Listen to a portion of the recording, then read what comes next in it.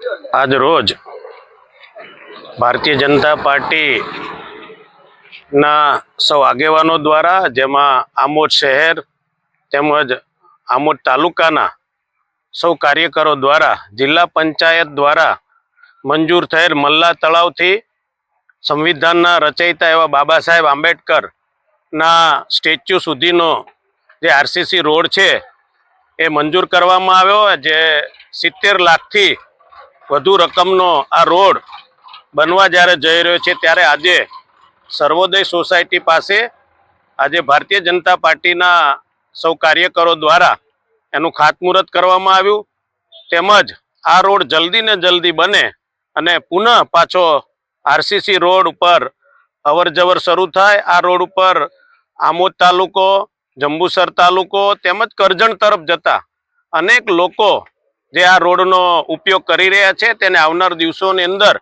આ રોડનો ઉપયોગ કરી સુખાકારી સૌ લોકો એનો ઉપયોગ કરવાના છે। ત્યારે હું ગુજરાત સરકાર, પંચાયત વિભાગ તેમજ માનનીય મુખ્યમંત્રી શ્રી ભૂપેન્દ્રભાઈ પટેલ તેમજ જિલ્લા પંચાયતના પ્રમુખશ્રી અને સૌ આગેવાનોનો હું હૃદયપૂર્વક ખૂબ ખૂબ આભાર વ્યક્ત કરું છું અને જલ્દી ને જલ્દી આ રોડ ચાલુ થાય એવી કામના પણ વ્યક્ત કરું છું।